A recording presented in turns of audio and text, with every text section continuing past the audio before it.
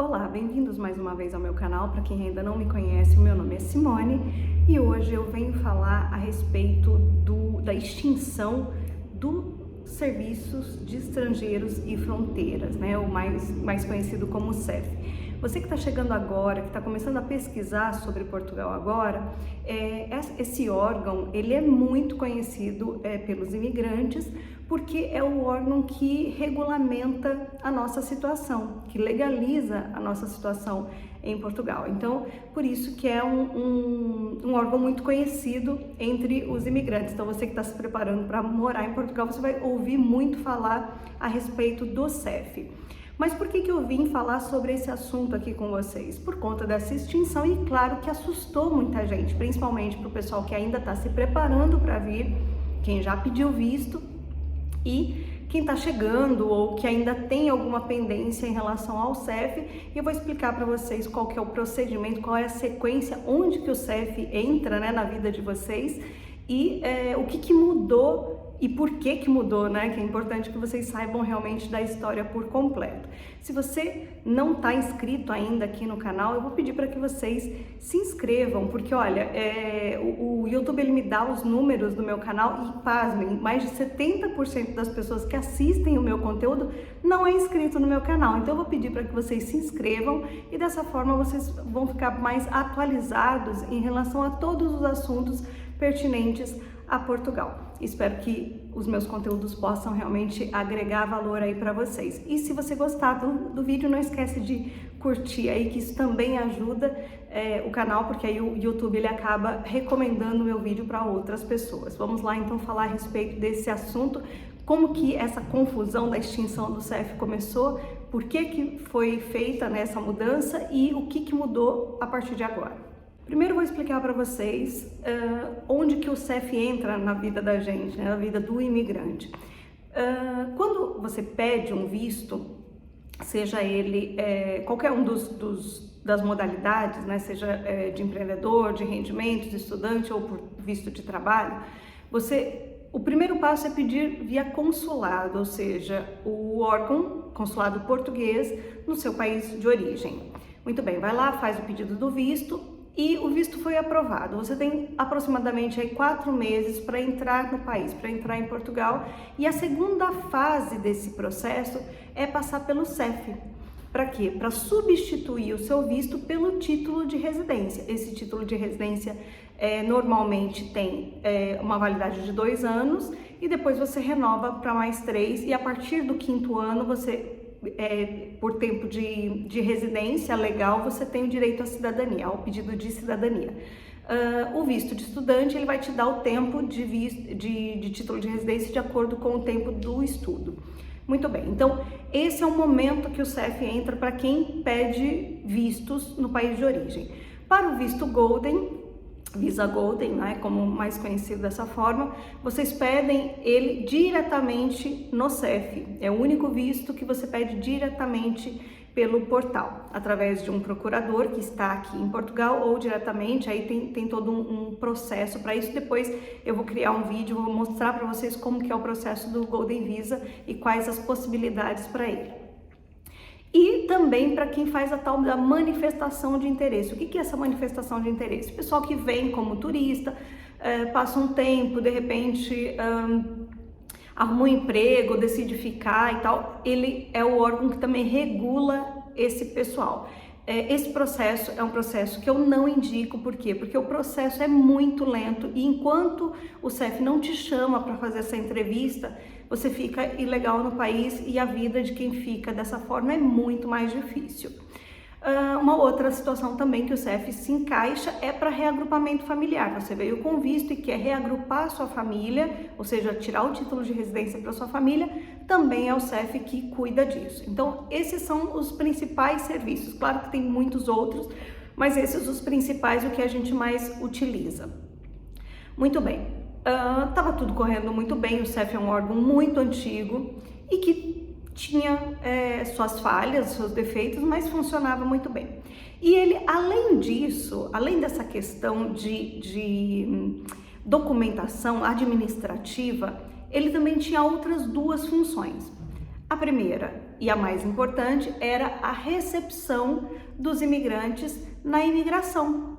Lá no aeroporto, quando a gente passa pela imigração, os funcionários que nos atendiam nesses postos eram funcionários do CEF e eles tinham sim poder de polícia. Então tinha essa situação. E a outra situação também era o julgamento e as decisões em relação a imigrantes ilegais, ou por tráfico humano, ou por alguma incoerência, alguma irregularidade no país. Então eles tinham esse poder de julgamento e de expulsão do país dessas pessoas. Então eles ainda tinham esse poder, vamos dizer assim, judiciário nesse ponto. Então eram 3 poderes que o CEF tinha até esse exato momento. Vocês estão conseguindo entender a minha explicação? Se não conseguir, se ficar confuso, coloca aí nos comentários que eu melhoro aí a comunicação para vocês da próxima vez. Então, são essas situações. O que aconteceu? Em março de 2020, na imigração, na hora da entrada no país, passou um turista, não é, um cidadão ucraniano que vinha da Turquia e vinha como turista, ok?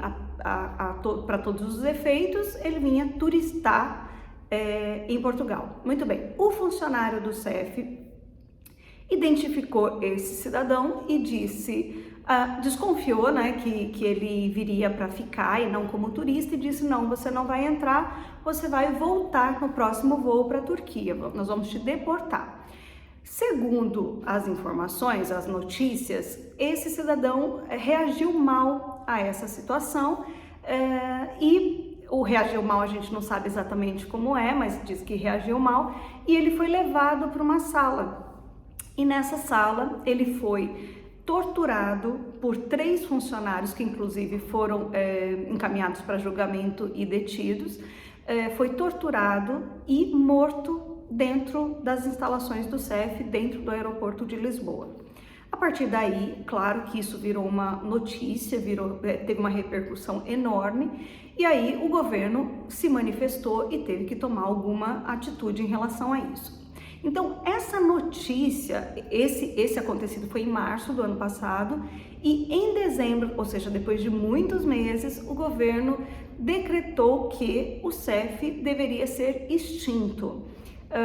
Como extinto? Na verdade, ele poderia se manter com a mesma nomenclatura, mas por uma questão política também, decidiu-se mudar o nome do CEF para SEA, S-E-A. Mas isso era uma determinação que deveria ser julgada, né? Deveria ser ir a voto, não poderia simplesmente mudar por alguma determinação nesse sentido. Muito bem. Mas já se falava a respeito disso. E nessa mudança, nessa estrutura que se modificaria, o que mudaria? O CEF continuaria agora com um novo nome, continuaria fazendo o quê? Essa parte que eu falei no início do vídeo, que é a regularização dos imigrantes, as entrevistas, porque isso corria bem, né? Isso funcionava bem. E a parte da imigração e a parte de julgamentos passariam para outros órgãos, ou seja, a parte da imigração, da entrada de estrangeiros no país, seria feito pela polícia, pela PSP, não mais pelo CEF, e a parte de julgamentos desses imigrantes ilegais, dessas deportações, do tráfico de humanos, essas coisas todas, seria definido e julgado pelo Poder Judiciário e não mais pelo CEF. Essa foi a decisão final que saiu em dezembro do ano passado, mas não foi colocada em prática. Tanto é que nós trabalhamos com isso, esperávamos que logo em janeiro o portal do CEF sairia do ar e entraria já com o nome de SEA. Mas isso não aconteceu e as coisas continuaram mais ou menos como estavam.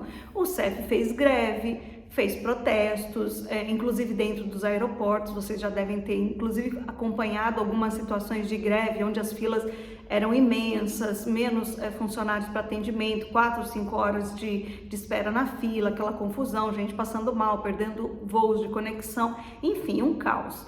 fizeram greve, fizeram protesto, mas não adiantou. Seguiu a votação e foi aprovada que sim, será feito esse desmembramento dos poderes do CEF.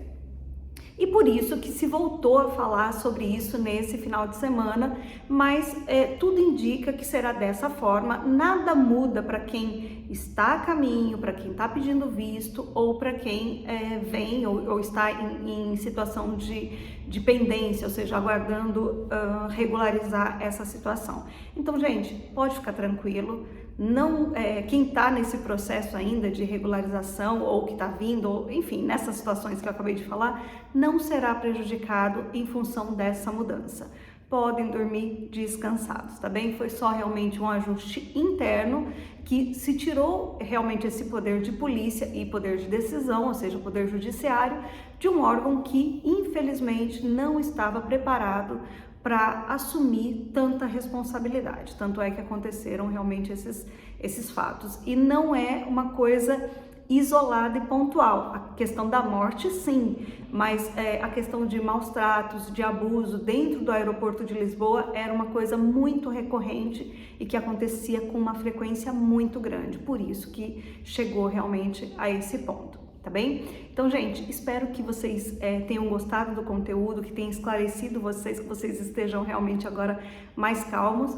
E claro que no decorrer das mudanças, se houver alguma coisa que realmente vá atrapalhar e vai interferir no processo de vocês, eu volto aqui para contar para vocês, para dizer para vocês, tá bem? Muito obrigada mais uma vez pela presença de vocês aqui comigo e até o próximo vídeo.